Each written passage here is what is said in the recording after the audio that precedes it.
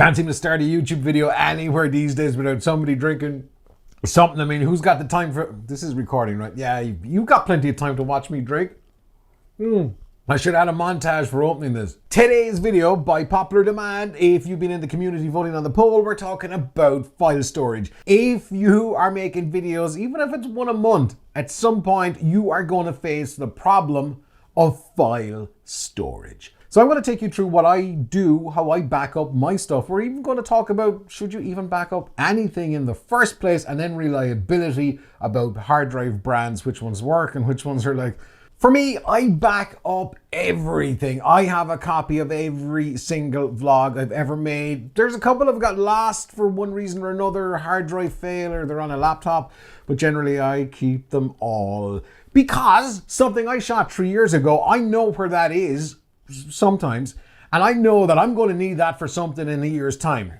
At least that's what the crazy thoughts tell me. I don't need to do it. So there's a couple of options. Do you delete everything? Or do you delete everything that you've shot, but you just keep the rendered file that you're uploading to YouTube? Or do you not do anything? So for me, I found a huge advantage by keeping a lot of things, everything, because some of the stuff that I've shot, I've been able to reuse it in different things for different projects. Because yeah, you could keep the original file that you've made and rendered, but then you're pulling that apart and maybe the clip isn't as long as you actually need it to be.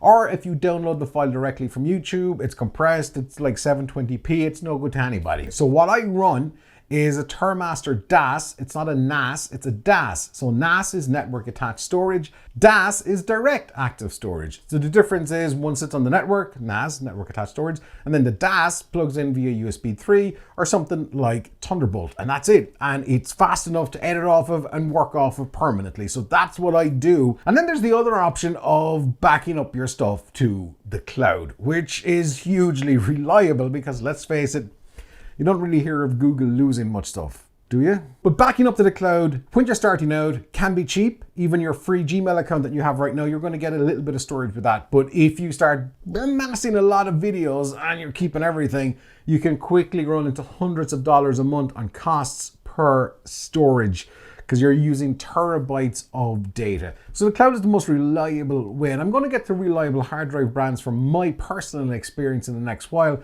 So it's TerMaster, it's the DAS, I've got ones in there, so they take a backup of a backup, and then I have another backup on an old kind of archival USB external hard drive. There's a couple of ways to automate the backup. If you're on a Mac, you'll know about the Time Machine, or if you're on Windows, you can do a backup. I used to use a piece of software which was really good. It was free. It was called Always Sync, but it doesn't seem to work so well with some of the latest Windows updates. So right now, I just kind of back things up every month or every couple of weeks, or depending, I'll just copy everything from one hard drive to the other. If you've got a good backup solution, let me know in the comments. When it comes to the actual reliability of hard drives, and let's get one thing very straight. If you have a hard drive, it will fail at some point. With the DAS, I'm using network drives. Okay, so there's a difference. These are Western Digital Red drives, and what they are is they're designed to be working 24 hours a day, 7 days a week. They're designed exactly for this purpose. They're designed for network attached storage,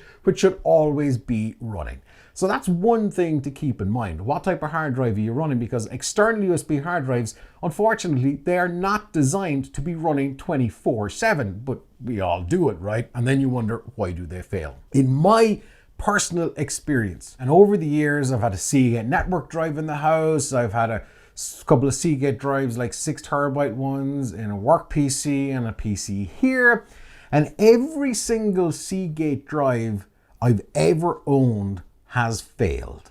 The one hard drive brand that I've stuck with after learning the hard way has been Western Digital. I've done a lot of research on hard drives, and Western Digital do really kind of come up quite a bit on reliability. I know there's people about to type in the comments, man, I had like 400 WD drives and they all died. In my experience, they've worked incredibly well and incredibly reliably for me. Saying that, knowing that, they're probably going to fail tomorrow. But that's the thing. That's what's worked for me. There's other drives out there, like this little Samsung, which I have brought all around the world. It's like, I don't know, it's like 500 500 gigs, so it's a tiny drive. It's actually smaller than my wallet. You can get these with fingerprint readers, and you can get them up to like 1 terabyte or 2 terabytes. Really good drive. And this thing has been battered, and this has survived. Now, there's some food for thought on brands and all that kind of stuff. I'm not paid by Western Digital. It's just my personal experience with Seagate drives has not been very, very good. So what size hard drive should you buy?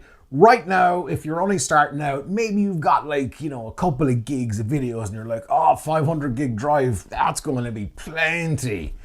No, it's not. Because in time, you're going to have to buy another one, and another one, and another one. So try and buy as big of a hard drive file size, 10 terabytes, 5 terabytes, 6, whatever. Try and buy the biggest size that you can actually afford right now. And that's going to do you for, we hope it's not going to crash, but that's going to do you for a long time where you're not going to have to add on extra storage. I don't know if I made any sense. I hope I have made some sense. And something else that might make sense when it comes to making videos is this video right here.